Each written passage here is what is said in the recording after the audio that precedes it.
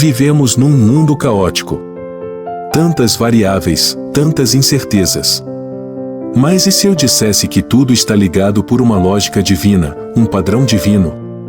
Você pode estar pensando: isso não é possível, certo?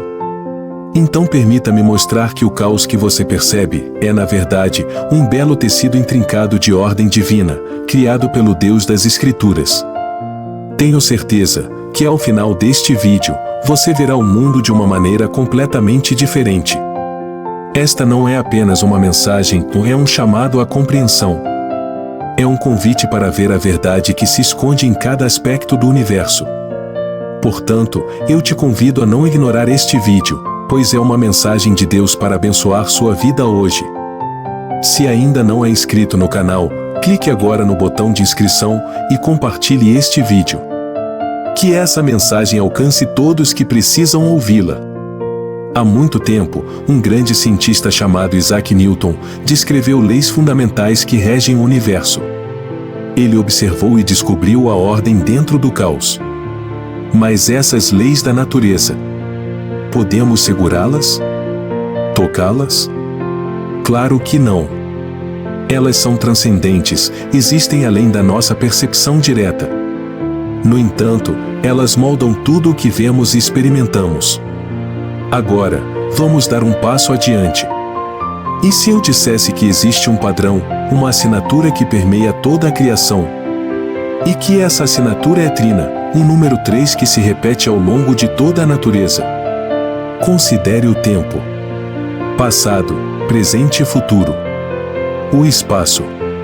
Largura, altura e profundidade. A matéria em sua forma básica. Prótons, nêutrons e elétrons. E os estados da matéria. Sólido, líquido e gasoso. Até a música. Melodia, harmonia e ritmo. Todos são trinos, todas essas coisas são constituídas por um conjunto de 3. Por quê?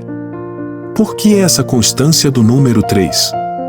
O Deus das Escrituras, a Santíssima Trindade, deixou sua assinatura na criação. Ele é um Deus triuno.